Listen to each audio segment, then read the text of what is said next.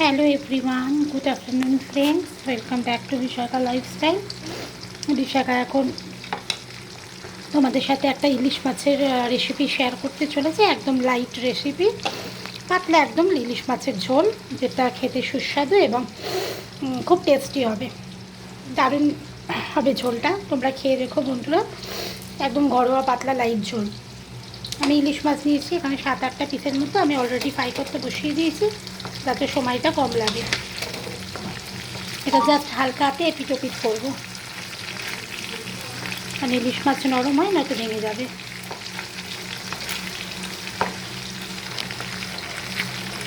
এখানে নিয়ে নিচ্ছে 8-9টা পিসের মতো ইলিশ মাছ, ওই 10, হ্যাঁ ওরকমই হবে।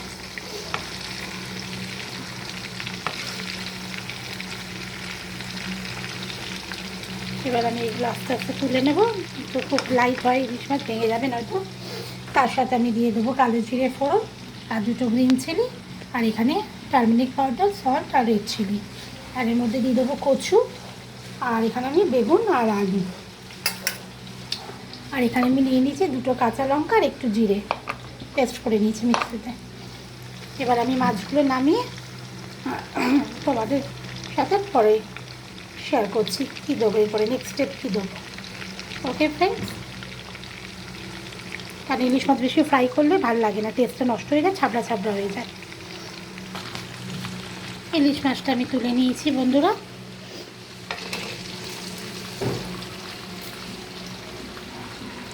এই দেখতে পাচ্ছ ফ্রাই হয়ে গেছে আমার বোথ সাইড। এবার আমি দিয়ে দেবো এর মধ্যে বেগুন।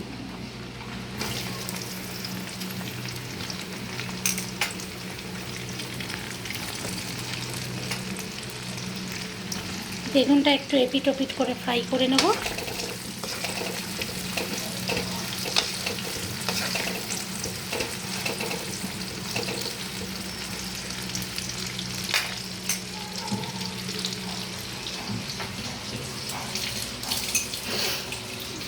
বেগুনটা বেশিক্ষণ লাগবে না, সময় হাতে অল্প হাতে আমি একটু ফ্রাই করে নিচ্ছি। একটু সল্ট দিয়ে দিই বেগুনে, নয়তো ভালো লাগবে না, পাঞ্চা পাঞ্চা লাগবে বেগুনটা। আর অল্প একটু টারমেরিক পাউডার দিয়ে দিলাম।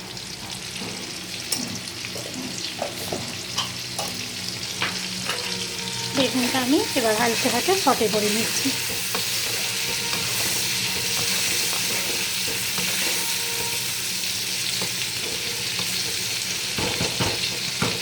সিমটা আমি হাই ফ্লেমে রেখেছি যাতে তাড়াতাড়ি হয়ে যায়। ওকে বন্ধুরা, এটা ফ্রাই হয়ে গেলে তারপর আমি দেখাচ্ছি কী করছি নেক্সট স্টেপ।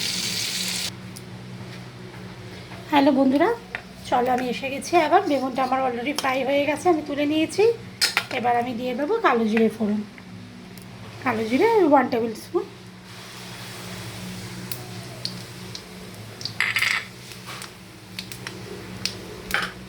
এবার দিয়ে দেবো এর মধ্যে আলু।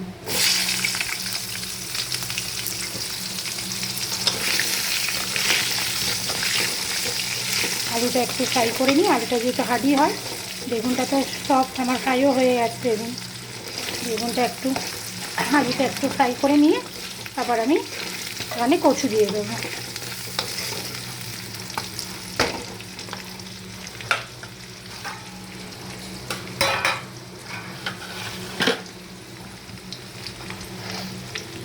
আলুটা একটু 5 মিনিট আমি ফ্রাই করে নিই, এপিট ওপিট করে বোথ সাইড।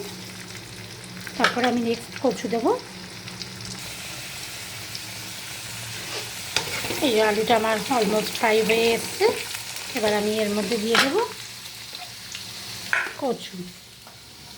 কচুটা আমি অলরেডি হালকা দিয়ে একটু সেদ্ধ করে রেখেছিলাম গরম জলে, বেশিক্ষণ লাগবে না। আলুটাই যা একটু হার্ডি হয়, বেগুনটা আমি ফ্রাই করে রেখেছি, আর কচুটা আমি গরম জলে নুন ফেলে একটু সেদ্ধ করে রেখেছি আগে থেকে, যাতে সময় কম লাগে।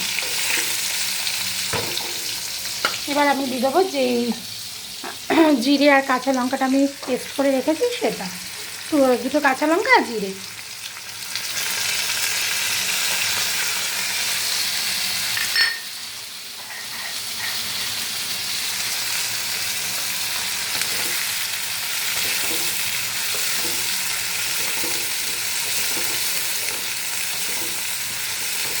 যা সুন্দর একটা ফ্লেভার আসছে না বন্ধুরা, বলবো তোমাদের।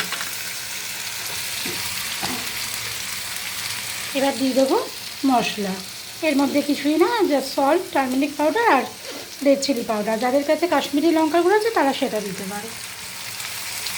আমার কাছে এক প্রেজেন্ট কাশ্মীরি লঙ্কার গুঁড়ো নেই, তো আমি এমনি রেড চিলি পাউডারই দিলাম।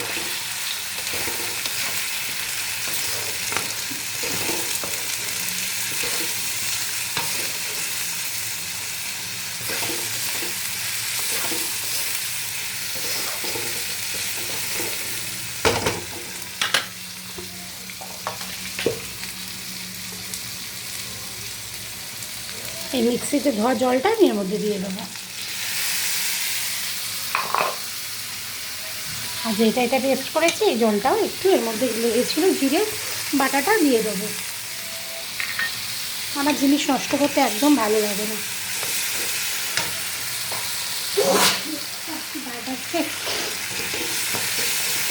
আর মিক্সি তোমার চিমনিও চালাতে পারবো না, আওয়াজ আসবে, তোমরা আমার কথা কিছু শুনতেই পাবে না। এবার অলমোস্ট আমার সব দেওয়া হয়ে গেল। এবার দুটো গ্রিন চিলি এর মধ্যে দিয়ে দেবো।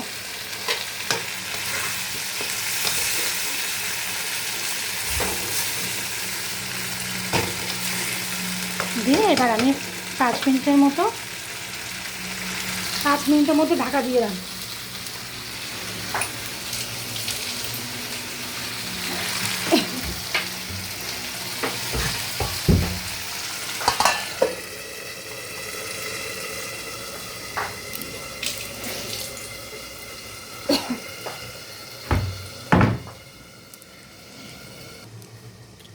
এবার ঢাকাটা তুলে দেখি আমার কতদূর হয়েছে। এই দেখো বন্ধুরা, কি সুন্দর কষা হয়েছে, তেলটাও ছেড়ে গেছে গা দিয়ে হালকা করে, কি সুন্দর ফ্লেভার আসছে। এবার যাতে আলুগুলো সেদ্ধ হোক আমি আরেকটু জল দিয়ে দেবো। মিক্সির জলটাই আবার আরেকটু দিয়ে দেবো। বেগুনটা সবার লাস্টে দেবো, বেগুন যেহেতু নরম।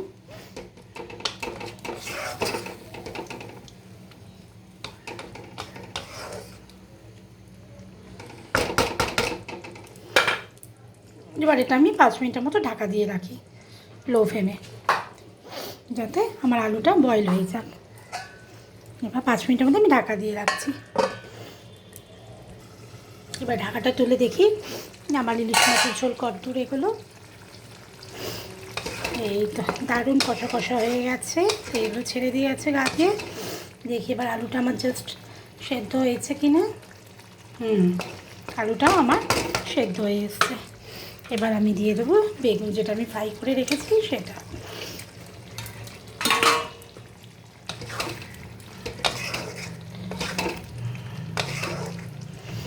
এবার একটু জল দিয়ে দিই যাতে মাছগুলো জলে চুবুক। মাছগুলো জলের মধ্যে নাই হলে তো ভালো লাগবে না। বাহ, দেখতে পাচ্ছ বন্ধুরা কি সুন্দর কালারটা এসছে। তাও আমি রেড চিলি কাশ্মীরি লঙ্কাগুলো দিইনি। এবার আমি দিয়ে দেবো লাস্ট বাট দ্য লিস্ট আমার ইলিশ মাছ ফ্রাই যেগুলো আমি তুলে রেখেছি সেইগুলো এবার ঝোলের মধ্যে দিয়ে দেবো।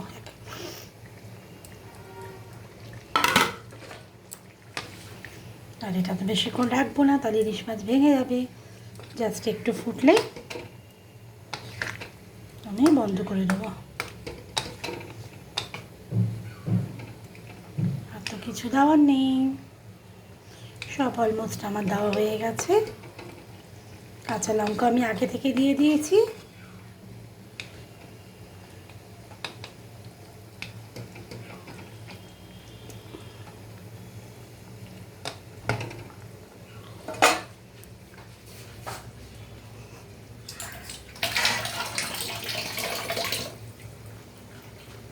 এই বেগুনটা দিয়ে একটু জলটা দিয়ে দিলাম।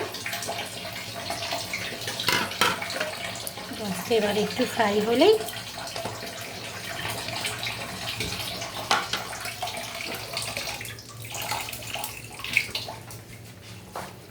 দেখতে পাচ্ছ বন্ধুরা কি সুন্দর ফুটছে।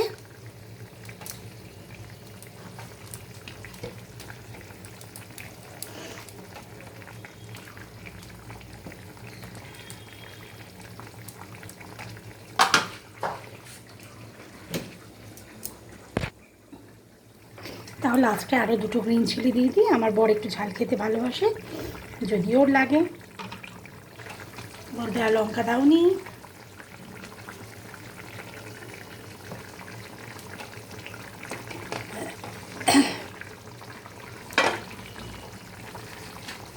ব্যাস, এটা আমি একটু কমিয়ে 5 মিনিটের মতো রাখি, ঝোলটা দিয়ে তারপর বন্ধ করে দেবো। ব্যাস 5 মিনিটের মতো রাখবো, বেশি না। চলো ফ্রেন্ডস, এবার ঢাকাটা উঠিয়ে দেখি আমার ইলিশ মাছের ঝোল কমপ্লিট হলো কিনা। এই দেখো, বাহ কি সুন্দর গন্ধ বেরোচ্ছে, আর আমার ঝোলও ফুটে এসছে।